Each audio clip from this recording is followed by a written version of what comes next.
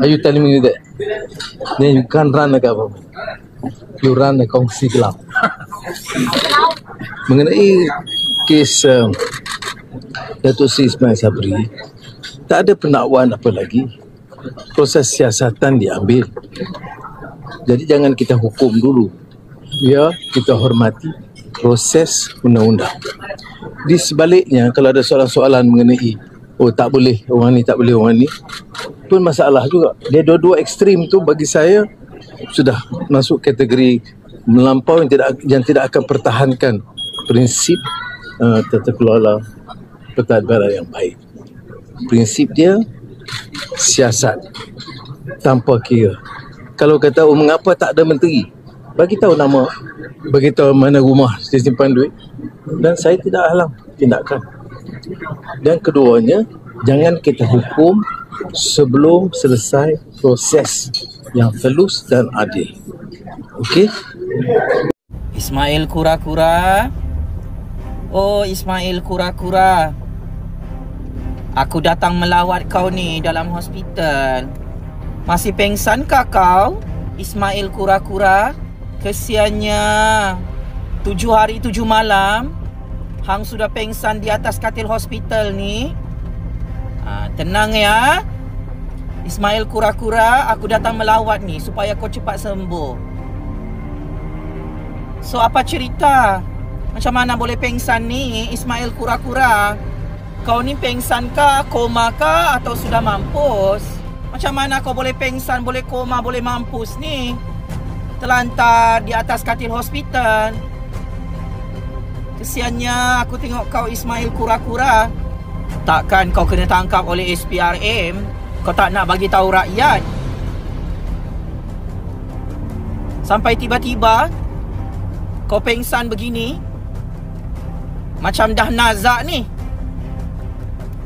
Ismail kura-kura. Oh, Ismail kura-kura, tolong jawab.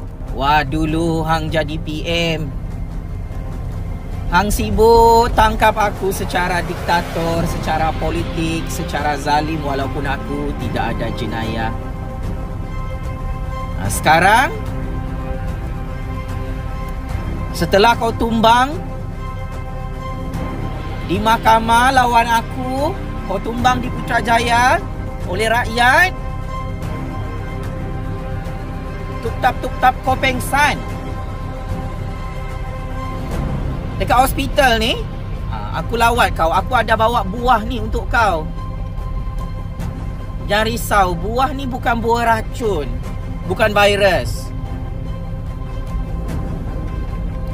Semoga kau cepat sembuh, Ismail kura-kura. Bukalah mata sikit. Jangan mampus dulu, jangan mati dulu. Aku nak tanya ni, kenapa lama sangat kau pengsan ni? Tidak pernah aku nampak bekas Perdana Menteri pengsan, koma, terlantar di atas katil hospital macam begini. Kau je seorang. Aku kesian tengok kau. Lepas kau kalah 5 kes politik yang kau buka dengan konco-koncomu dalam mahkamah lawan Jufazli Syahmat, kau gagal sumbat budak tu ke dalam penjara. Takkan kau pula yang pengsan? Kenapa kau pengsan? Kau nak aku bagi tahu lagi rahsia baru kepada 34 juta rakyat kenapa kau pengsan? Memandangkan kau dah tak boleh bercakap, kau dah separuh nyawa, biar aku bongkarkan rahsia panas kau kepada seluruh dunia. Pakcik-makcik Oto Arung yang ikut melawan aku ni jumpa Ismail kura-kura dalam hospital. Dia pengsan ni sebab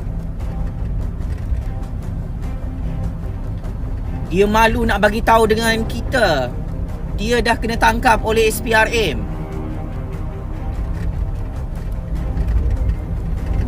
Pada 18 Februari 2025 lalu.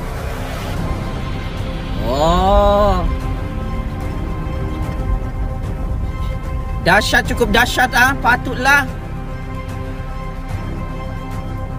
Kau pengsan kena serangan tinggi darah, high blood, terus pening-pening lalat. Oh, rupa-rupanya kau dah kena tangkap oleh SPRM.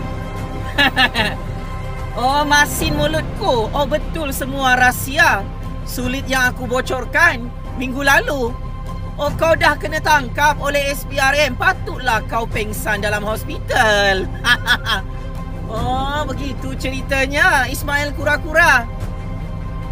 Kenapa kau kena tangkap oleh SPRM 18 Februari 2025? Tolong jawab atau kau mau aku jawabkan? Malu nak bagi tahu? Jangan kau malu, biar aku hebohkan kepada seluruh dunia. Kau kena tangkap sebab kau kantoi merompak dengan orang-orang kau.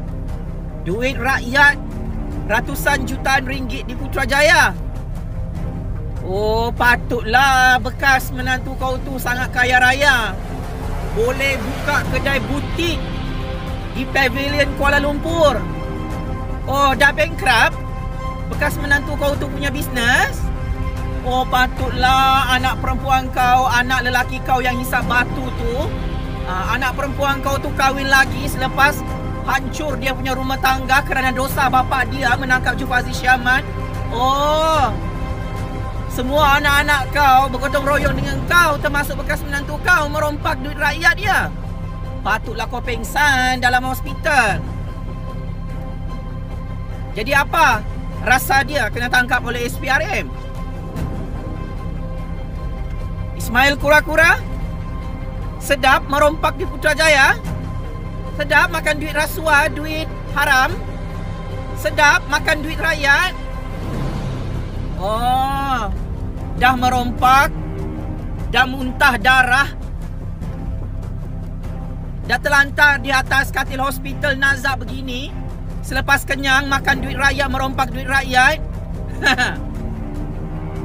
Itulah. Ini masalah besar UMNO ni, pakcik-makcik Oto Arung. Masalah besar Zahid Hamidi, Banduan Najib dan Ismail Kura-Kura. Apa cerita? Zahid Hamidi, Banduan Najib, 3 juta ahli UMNO yang tengok video bahaya ni. Apa kamu cakap? Ismail Kura-Kura ni ahli Perikatan Nasional, ahli Parlimen Perikatan Nasional. Apa? Biar betul kamu ni. Ini orang pengsan ni ahli UMNO seumur hidup, pakcik-makcik Oto Arung. Ini ahli Parlimen UMNO di Pahang. Cepat juga Zahid Ponorogo, Banduan Bosku dan 3 juta ahli UMNO nyanyuk dalam Malaysia. Oh, waktu merompak kau mengaku sebagai UMNO. Bila dah kena tangkap oleh SPRM, tiba-tiba kau mengaku depan aku, depan 34 juta rakyat, kau adalah ahli Perikatan Nasional, wakil rakyat Perikatan Nasional. Lawak kamu punya wayang ni, UMNO. Memang ini kalilah Ismail Kura-Kura dan UMNO yang terpalit dalam skandal 700 juta ringgit checkmate oleh Anwar Ibrahim. Kenapa kau pengsan ni? Ahli Parlimen UMNO, penyamun UMNO yang amat kami hormati. Baru sedar kau dengan Zahid Ponorogo, Banduan Bosku dan UMNO tersalah main game?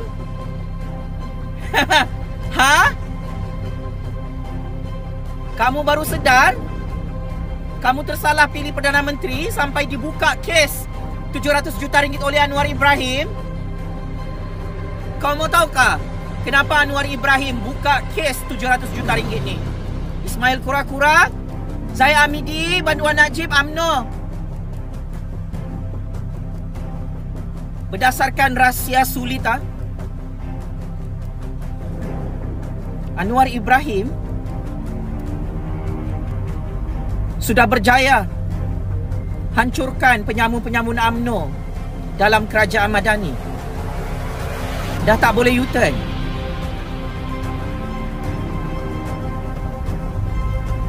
Kehebatan Anwar Ibrahim adalah buka semua kes rompakan penyamun-penyamun UMNO. So, Zaid Hamidi, Banduan Najib, Ismail Kura-Kura yang pengsan ni, tahniah, UMNO sudah hancur oleh Anwar Ibrahim. Checkmate.